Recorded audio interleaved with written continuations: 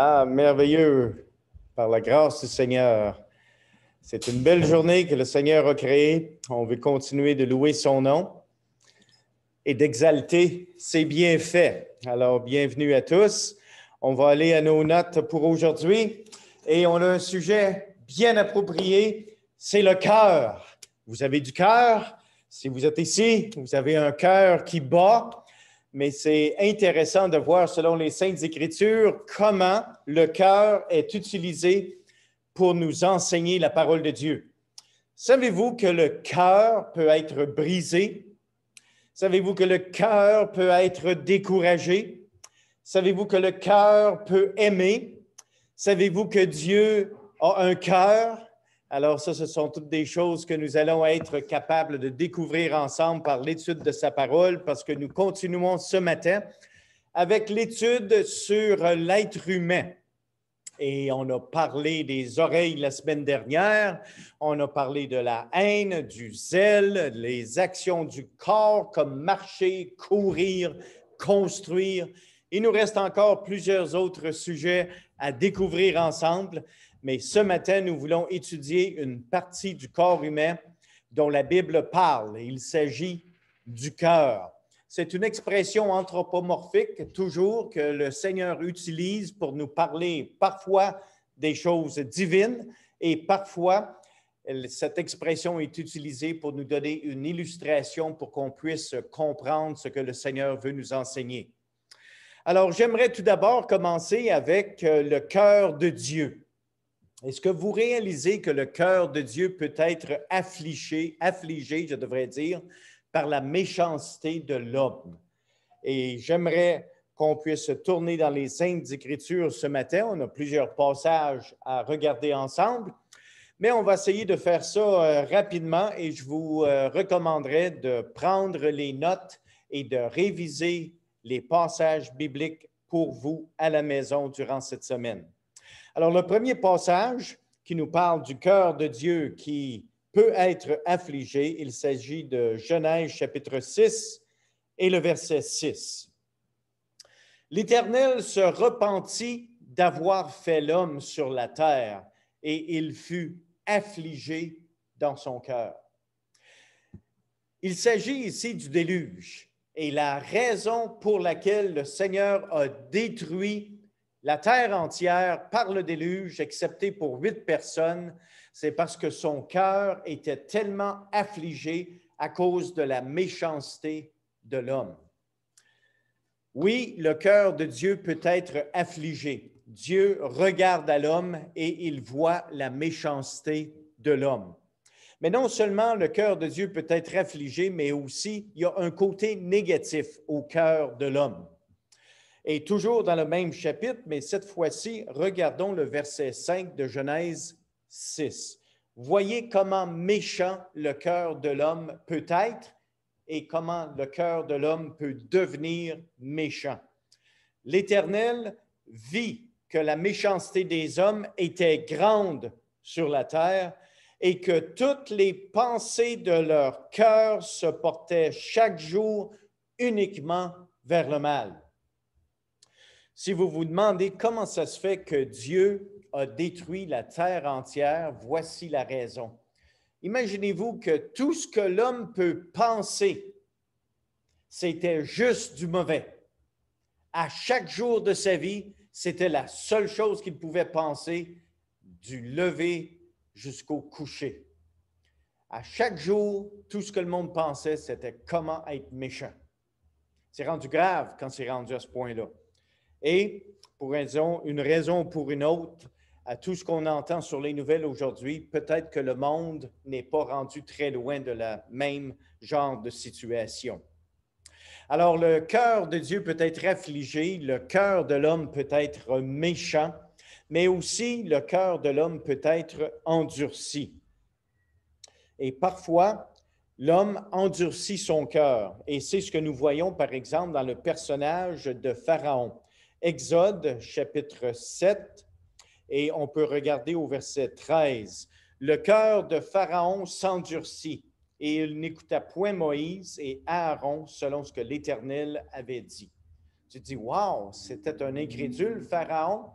mais le Seigneur a envoyé les plaies d'Égypte, puis à un certain moment donné, les magiciens pouvaient en faire autant que Moïse et Pharaon a endurci son cœur, mais plus loin, les magiciens de Pharaon ne pouvaient pas être égal à Moïse et le pouvoir de la verge de Dieu dans les mains de Moïse, mais Pharaon a quand même endurci son cœur.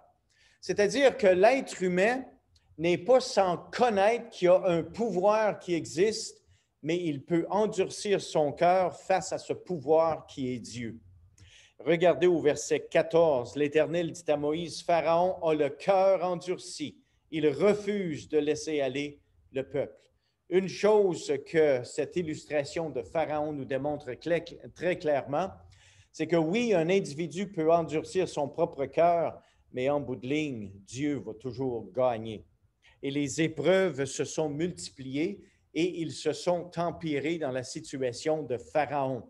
Regardez avec moi Exode, toujours le chapitre 9, c'est-à-dire le chapitre 9 et le verset 7. C'est bien ça. Pharaon s'informant de ce qui était arrivé, et voici, pas une bête des troupeaux d'Israël n'avait péri, mais le cœur de Pharaon s'endurcit et il ne laissa point aller le peuple. Là, Pharaon est en train de réaliser la situation du contexte dans lequel il est, mais toujours il endurcit son cœur. Souvenons-nous que les personnes que nous côtoyons peuvent avoir la même réaction, c'est-à-dire qu'ils entendent parler de Dieu, peut-être par vous, par quelqu'un d'autre, par un message quelconque, mais ils ont le choix. Ils ont le choix de répondre agréablement à ce que Dieu cherche à leur dire, ou ils ont le choix d'endurcir leur cœur. Nous devons apprendre aussi le fait, et ça, ce n'est pas une surprise, mais le cœur peut haïr. Lévitique, chapitre 19 et le verset 17. Tu ne haïras point ton frère dans ton cœur. Oh, ça c'est un commandement. Tu ne haïras point ton frère dans ton cœur. Alors, ceci nous incite à faire un examen de cœur. Y a-t-il quelqu'un, en quelque part, dans ce monde, que si je le poigne, je l'étouffe? Ah, ça c'est parce qu'il y a de la haine dans notre cœur face à cet individu. Tu ne haïras point ton frère dans ton cœur, tu auras soin de reprendre de ton prochain, mais tu ne te chargeras point d'un péché à cause de lui. Deux éléments ici. Haïr quelqu'un dans notre cœur, mais aussi on a une responsabilité de reprendre notre prochain sans toutefois pécher avec lui. Alors, ce sont des illustrations que nous trouvons à travers la parole de Dieu. Le cœur peut être séduit, et c'est une chose que nous trouvons dans Deutéronome, chapitre 11, et cette fois-ci le verset 16. Le Seigneur nous dit, « Gardez-vous de laisser séduire votre cœur, de vous détourner, de servir d'autres dieux et de vous prosterner devant eux. » Aujourd'hui, avec l'Internet, l'Internet n'est pas la bête, l'Internet n'est pas une chose qui est méchante en soi, mais vous pouvez retrouver toutes sortes de choses dont certaines choses peuvent séduire votre cœur. Faisons attention que notre cœur ne soit pas séduit par les choses qui sont autour de nous, qui peuvent nous attirer, nous séduire pour nous éloigner de l'enseignement de la parole de Dieu et de l'engagement que nous pouvons avoir envers le Seigneur Jésus-Christ. Le cœur ne peut être séduit, mais il peut être aussi attristé. Et ça, c'est un passage que j'aimerais qu'on puisse prendre quelques minutes additionnelles. Il s'agit d'une situation particulière dans 1 Samuel, chapitre 1er, et le verset 5. Il s'agit d'une dame et sa vie n'allait pas très bien. Elle était mariée. Dans son mariage, elle était heureuse, mais elle n'avait pas d'enfant. Et son mari, qui avait 2 femmes, il donna à Anne une portion double, car il aimait Anne que l'Éternel avait rendue stérile. Sa rivale, l'autre femme, lui prodiguait les mortifications pour la porter à s'irriter de ce que l'Éternel l'avait rendue stérile. Et toutes les années, il en était ainsi. Année après année, l'autre était là, puis elle gossait. C'est-tu tannant un peu de se faire gosser par quelqu'un, puis tu n'es pas capable de t'en débarrasser parce que tu vis sur le même toit, mais ils sont tout le temps là, puis ils te gossent, ils te gossent, ils te gossent. Bien, ça, c'est la situation dans laquelle Anne se trouvait. Verset 7, toutes les années, il en était ainsi. Chaque fois qu'Anne montait à la maison de l'Éternel, Péninnah la mortifiait de la même manière. À chaque année, la même chose revenait. Alors, qu'est-ce qu'elle faisait, Anne? Eh bien, elle pleurait et ne mangeait point. Des fois, tu peux avoir un trouble de cœur, tu es tellement tanné, écœuré de te faire gosser que tu en arrives aux pleurs. Elkana, le mari, lui disait, « Anne, pourquoi pleures-tu et ne manges-tu pas? Pourquoi ton cœur est-il attristé? » Vous savez, quelqu'un qui a le cœur attristé, là, c'est visible. C'est visible dans le visage. Il y a un problème de cœur, cette personne-là. Il y a quelque chose qui l'attriste. Mais le mari, qui connaissait évidemment bien sa femme, a pu voir qu'il y avait quelque chose qui attristait le cœur de sa femme.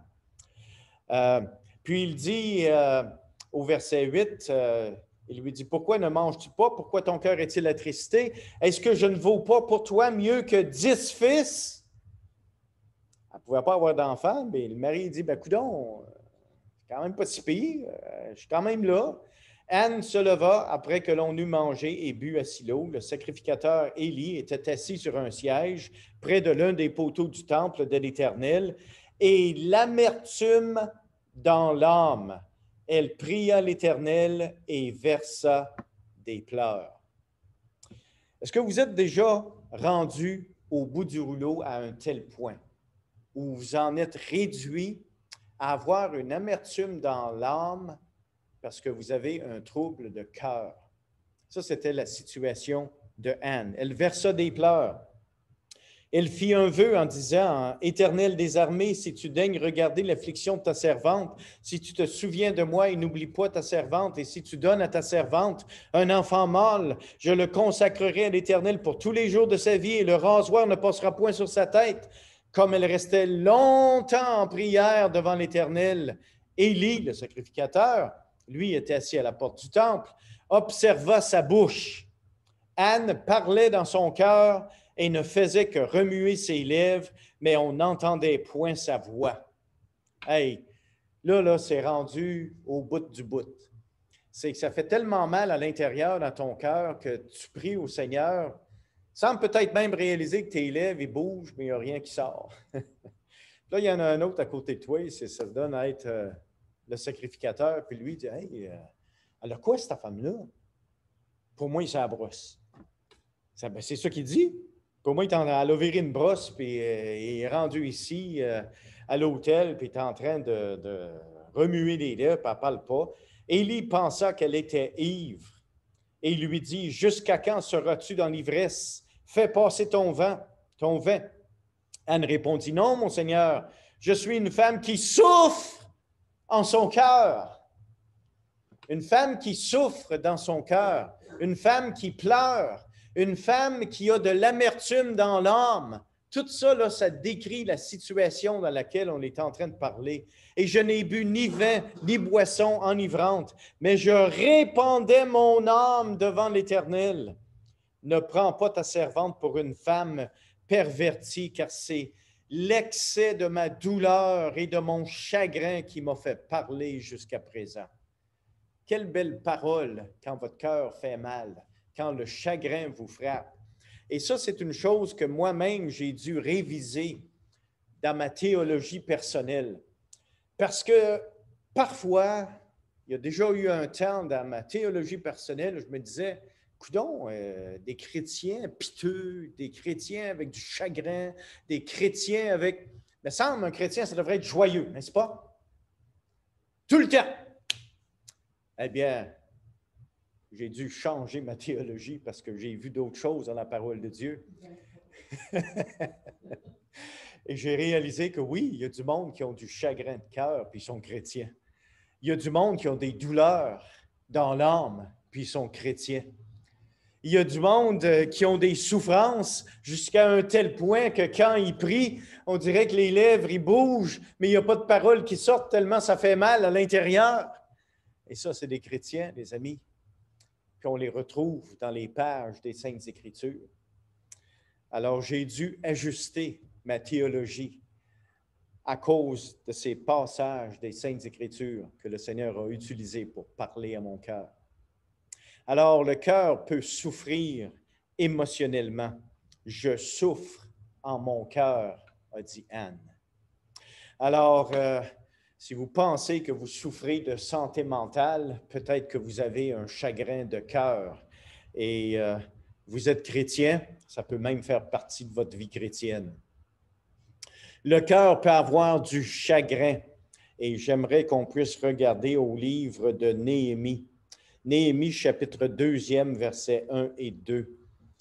Au mois de Nissan, la 20e année du roi Artaxerxès, comme le vin était devant lui, je pris le vin et je l'offris au roi. Jamais je n'avais paru triste en sa présence. Le roi me dit, « Pourquoi as-tu mauvais visage? Tu n'es pourtant pas malade?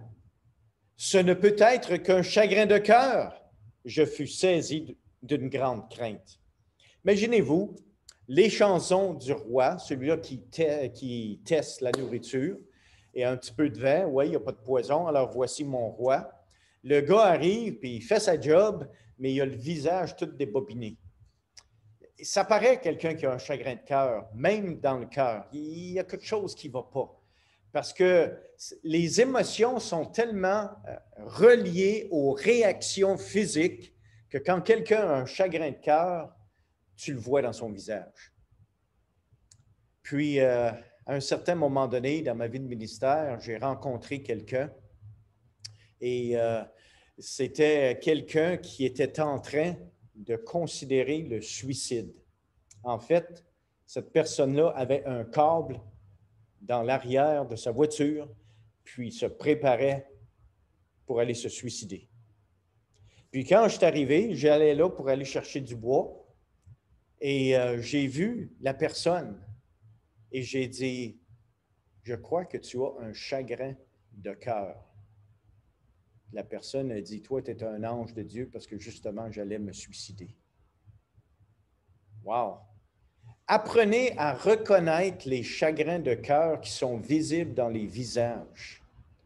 Et la raison pour laquelle cette personne avait un chagrin de cœur, c'est parce que c'était le 25e anniversaire que son fils s'était tué à Brownsburg. Wow! Alors, les amis, peut-être que le Seigneur va vous permettre de rencontrer quelqu'un qui va avoir un chagrin de cœur. La seule indice que vous allez avoir, c'est celle que Artaxerxès a eue. C'était visible dans le visage, un visage abattu. Et c'est visible. Et vous pouvez exercer un ministère envers ces gens, parce qu'à un moment donné, l'Esprit de Dieu te donne un petit coup de coude dans les côtes et dit, « Hey, finalement, je n'ai jamais acheté de bois de cet individu. Je l'ai revu à plusieurs reprises. À ma connaissance, il est toujours en vie. » Mais le Seigneur m'avait amené là pour une raison autre que d'exercer un ministère. Mais la personne, en ce que je sache, est toujours vivante. Alors, gloire à Dieu pour ceci, mais c'est des choses qu'on apprend. Un chagrin de cœur peut amener une réaction qui est visible aux personnes qui regardent et qui portent attention. J'aimerais que vous puissiez aller maintenant dans le psaume 13. Le psaume, chapitre 13, le verset 1er jusqu'au verset 3. Au chef des chantres, psaume de David, « Jusqu'à quand, Éternel, m'oublieras-tu sans cesse? Jusqu'à quand me cacheras-tu ta face? Jusqu'à quand aurai-je des soucis dans mon âme et chaque jour des chagrins dans mon cœur? Jusqu'à quand mon ennemi s'élèvera-t-il contre moi? » Wow! Quel beau passage des Écritures avec lesquels des chrétiens peuvent s'identifier s'ils ont des chagrins de cœur. Alors, le Seigneur bénit, le Seigneur peut aider. Mais le livre des psaumes démontre les émotions humaines qui sont reliées au chagrin du cœur et le psalmiste est en train de s'exprimer. Il dit, « Seigneur, m'as-tu oublié?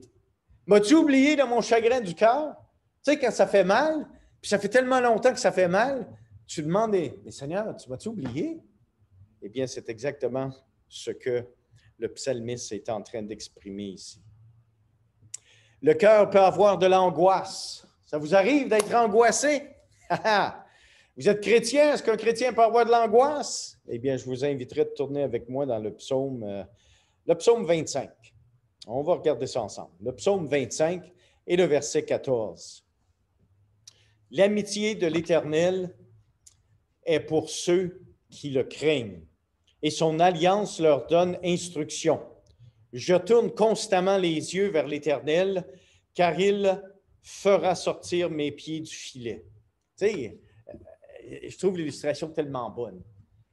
Il dit, Seigneur, tu vas faire sortir mes pieds du filet.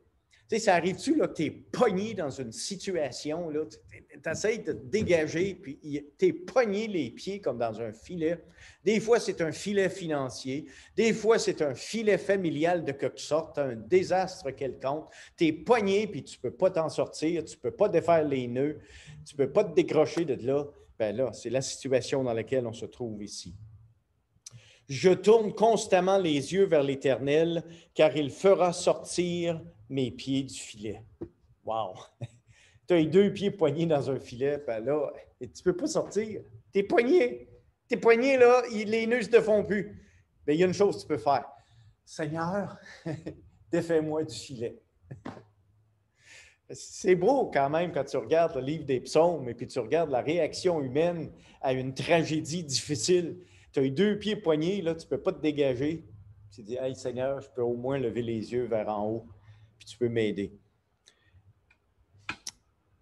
Je tourne constamment les yeux vers l'Éternel, car il fera sortir mes pieds du filet. Regarde-moi et aie pitié de moi, car je suis abandonné et malheureux. Wow! Un chrétien malheureux, ça se peut-tu? Ça peut-tu arriver? C'est arrivé au psalmiste. Puis au verset 17, soulignez-le dans votre Bible, « Les angoisses de mon cœur augmentent.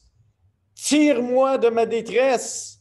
Vois ma misère et ma peine. » Ça vous tente de prier cette prière-là quand ça va mal?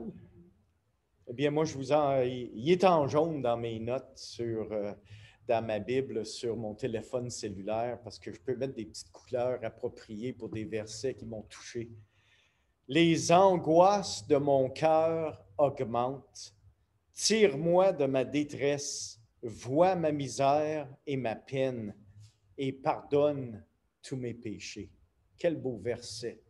Et peut-être que vous voulez même l'imprimer, puis le mettre sur votre réfrigérateur, et puis de temps à autre le lire quand vous allez chercher quelque chose au frigo. Tellement un beau verset. Puis là, je vous souligne que c'est le psalmiste qui a écrit ça. Le psalmiste. Ça peut arriver à des chrétiens d'avoir des angoisses, les amis. Eh bien, le cœur peut avoir des secrets. Le psaume 44. Le psaume 44 et le verset 21. Mais c'est à cause de toi qu'on nous égorge tous les jours, qu'on nous regarde comme des brebis destinées à la boucherie. Réveille-toi, pourquoi dors-tu, Seigneur? Réveille-toi, ne nous repousse pas à jamais. Imaginez-vous, le psalmiste allait tellement mal dans sa vie qu'il dit, hey, je me sens égorgé, je me sens étouffé. Puis, c'est intéressant ce mot-là parce que, tu sais, quand tu es étouffé, puis que ça commence à serrer encore plus, puis finalement, tu respires encore moins. Des fois, c'est des étouffements financiers, des fois, c'est des difficultés familiales, des fois, c'est des difficultés de santé, mais on dirait que tu peux respirer de moins en moins parce que tu es étouffé. Bien, le Seigneur est là pour nous garder. Non seulement le cœur peut avoir des secrets, mais le cœur peut avoir une mauvaise attitude aussi. Et ça, l'Épître de Jacques nous en parle. On va faire un petit tour maintenant dans l'Épître de Jacques, et cette fois-ci au chapitre 3 et le verset 14. « Mais si vous avez dans votre cœur un zèle amer et un esprit de dispute, ne vous glorifiez pas et ne mentez pas contre la vérité. Alors, c'est possible dans notre attitude de cœur d'avoir une mauvaise attitude, d'avoir un cœur qui a un zèle amer. Et j'ai souvent dit, et vous m'avez entendu le dire, qu'il n'y a pas grand-chose qu'on contrôle dans ce monde. Mais il y a une chose sur laquelle le Seigneur nous a donné plein contrôle, c'est l'attitude de notre cœur. On choisit d'avoir une mauvaise attitude. On choisit d'avoir une mauvaise attitude. Rappelez-vous de ceci. Alors, quand vous avez une mauvaise attitude, c'est parce que vous l'avez choisi.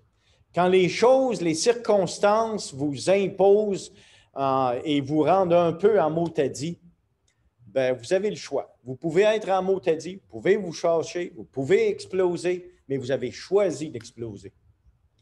Vous avez plein contrôle sur votre attitude, les amis. Alors, il y a un côté positif au cœur de l'homme. Un cœur avec une bonne disposition.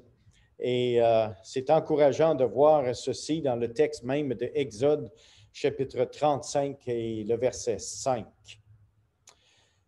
Prenez sur ce qui vous appartient une offrande pour l'Éternel. Tout homme dont le cœur est bien disposé apportera en offrande à l'Éternel de l'or, de l'argent et de l'airain, des étoffes teintes en bleu, en pourpre, en cramoisi, du fin lin, du poil de chèvre, ainsi de suite. Ce qui me frappe dans un passage comme celui-ci, lorsqu'il s'agit d'une offrande, eh bien, c'était que le Seigneur avait bien disposé le cœur du peuple de Dieu. Et quand c'est le temps de l'offrande, est-ce que votre cœur est bien disposé? C'est une question qu'on doit se poser et seulement vous connaissez la réponse. Descendez un peu plus bas, mais cette fois-ci au verset 21 et 22. Verset 21 du même chapitre. Tous ceux qui furent entraînés par le cœur et animés de bonne volonté vinrent et apportèrent une offrande à l'Éternel pour l'œuvre de la tente d'assignation, pour tout son service et pour tous les vêtements sacrés. Les hommes vinrent aussi bien que les femmes. Ça m'a surpris un peu. C'est comme si les femmes le faisaient beaucoup plus naturellement que les hommes. Mais cette fois-ci, le cœur des hommes avait été touché jusqu'au point où eux-mêmes, les hommes vinrent aussi bien que les femmes. Tous ceux dont le cœur était bien disposé apportèrent des boucles, des anneaux, des bagues, des bracelets, toutes sortes d'objets d'or, chacun présentant l'offrande d'or qu'il avait consacrée à l'Éternel. C'est bien lorsque le cœur de l'homme est bien disposé aux œuvres de charité. C'est pour ça qu'on existe en tant qu'Église, les amis. Le cœur peut aimer, et c'est le livre de Deutéronome qui déclare ceci dans Deutéronome chapitre 6, verset 5. « Tu aimeras l'Éternel ton Dieu de tout ton cœur, de toute ton âme, de toute ta force. » Alors le cœur peut aimer, le cœur peut haïr, mais gloire à Dieu, le cœur peut aimer. Le cœur a une mémoire, et si vous regardez toujours dans le livre de Deutéronome, mais cette fois-ci au chapitre 4 et le verset 39. Sache donc en ce jour et retiens dans ton cœur que l'Éternel est Dieu, en haut dans le ciel et en bas sur la terre, et qu'il n'y en a point d'autre. Le cœur peut non seulement aimer, mais le cœur, il y a une intelligence. Tu connais des choses dans ton cœur, tu sais quelque chose. Puis quand tu viens à l'Église, que tu reçois un enseignement de la parole de Dieu, tu viens d'apprendre quelque chose que maintenant, tu mets en pratique. Alors le cœur peut apprendre. Le cœur peut garder une mémoire de ce qu'il apprend. Mais le cœur peut également s'enfler d'orgueil aussi. Regardez toujours dans le livre de Deutéronome, cette fois-ci au chapitre 8, ainsi que le verset 14. « Prends garde que ton cœur ne s'enfle et que tu n'oublies l'Éternel ton Dieu qui t'a fait sortir du pays d'Égypte, de la maison de la servitude. » C'est-à-dire que tu peux suivre le Seigneur, puis à un moment donné, tu peux t'enfler d'orgueil dans ton cœur d'une telle manière que tu n'as plus besoin de Dieu, moi. Dieu, les choses de l'Église, les choses de Dieu, j'en ai plus de besoin. Ça peut arriver. Quelqu'un qui s'enfle d'orgueil de cette manière et qui oublie que l'Éternel est son Dieu. et ce que le Seigneur a fait pour cet individu. Le cœur contient les trésors de l'homme. Et maintenant, on fait un petit séjour dans le livre de Matthieu. Livre de Matthieu, chapitre 6 et le verset 21. Car là où est ton trésor, là aussi sera ton cœur. Remarquez la manière que la phrase est dite. Ça ne dit pas « car là où est ton cœur, là aussi sera ton trésor ». Mais ça dit plutôt « car là où est ton trésor, là aussi sera ton cœur ». Alors, la première chose que tu regardes, ce n'est pas au cœur, c'est au trésor. Parce que tu trouves le trésor d'un individu, tu trouves son cœur. Mais il est où ton trésor? Puis qu'est-ce qu'il y a dans ton trésor? As-tu ouvert la boîte puis voir qu'est-ce qu'il y a dans le trésor? Parce que quand tu rouvres la boîte puis tu découvres le trésor de la personne, tu découvres l'endroit de son cœur. Est-ce qu'il y a de l'égoïsme? Ça va être dans la boîte au trésor. Est-ce qu'il y a des choses malsaines? Ça va être dans la boîte au trésor. Mais là aussi est le cœur de l'individu. Car là où est ton trésor, là aussi sera ton cœur. Quelles sont les choses qui sont dans votre boîte de trésors? C'est ce qui va déterminer qu'est-ce qu'il y a dans votre cœur. Le cœur peut être rempli de joie, comme on a vu tout à l'heure, lorsque Anne a eu l'exaucement de sa prière dans 1 Samuel chapitre 2, verset 1. Dieu est le grand chirurgien qui transplante le cœur de l'homme. Savez-vous que pour être un croyant, vous avez besoin d'une transplantation de cœur? Eh bien, regardez avec moi le livre de Ézéchiel. Ézéchiel, chapitre 36. Et on veut regarder au verset 26. « Je vous donnerai un cœur nouveau et je mettrai en vous un esprit nouveau. J'ôterai de votre corps le cœur de pierre et je vous donnerai un cœur de chair. » C'est pour ça que vous ne pensez plus pareil comme vous pensiez dans le passé. C'est pour ça qu'aujourd'hui, vous avez des débats. Oui, on a toujours la nature charnelle, mais le Seigneur nous a donné un nouveau cœur. Le Seigneur, c'est le grand chirurgien, puis il a fait une grande chirurgie. Il a changé notre cœur de pierre en cœur de chair. Pourquoi? Parce que c'est plus la même chose qu'on pensait auparavant. Dieu regarde au cœur de l'homme et non à l'apparence. Et ça, c'est important pour nous à considérer. Cette fois-ci, dans le livre de 1 Samuel, 1 Samuel, chapitre 16 et le verset 7. Et l'Éternel dit à Samuel, il était sur le point de choisir un roi, et l'Éternel dit à Samuel, ne prends point garde à son apparence, c'est le frère aîné, et à la hauteur de sa taille, car je l'ai rejeté, s'il s'agit de Saül. L'Éternel ne considère pas ce que l'homme considère. L'homme regarde à ce qui frappe les yeux, mais l'Éternel regarde au cœur. Tu peux être un petit nez physiquement, mais tu peux être un géant en ce qui concerne Dieu. Parce que Dieu regarde à votre cœur. Qu'est-ce qu'il y a dans ton cœur ce matin? Est-ce que Dieu est satisfait de qu'est-ce qu'il y a dans ton cœur? Peut-être que c'est le temps d'ouvrir la boîte à trésors et de considérer qu'est-ce qu'il y a dans notre trésor pour qu'on puisse réaliser qu'est-ce qu'il y a vraiment dans notre cœur. Et Dieu peut toucher le cœur de l'homme, et c'est ce qu'il a fait dans 1 Samuel, chapitre 10, verset 26, mais aussi Dieu entend le bruit d'un cœur brisé. Et j'aimerais terminer avec ces quelques passages du livre des Psaumes. Nous sommes de retour dans le livre des Psaumes, cette fois-ci au chapitre 51 et le verset 17. Dépendamment de la version de la Bible que vous avez, ça peut être soit le verset 17 ou le verset 19. Dans ma version, c'est le verset 17. Les sacrifices qui sont agréables à Dieu, c'est un esprit brisé. Ô Dieu, tu ne dédaignes pas un cœur brisé et contrit.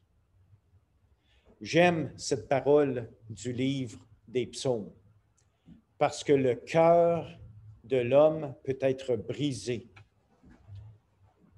Mais le cœur de l'homme qui peut être brisé et contrit, le Seigneur ne le dédaigne pas. Avez-vous souligné ça dans votre cœur? Si tu as un cœur brisé, si tu as un cœur contrit, le Seigneur dit, « Ah, c'est quoi cette affaire-là? Quel pauvre, misérable chrétien! » Non, le Seigneur ne dédaigne pas un cœur brisé et contraint. Et j'aimerais qu'on regarde aussi au psaume 147, un psaume vraiment, vraiment beau. Le psaume 147 et le verset 3 à 6. Et c'est vraiment un beau passage sur lequel j'aimerais terminer notre étude de ce matin. Il guérit ceux qui ont le cœur brisé et il pense leurs blessures.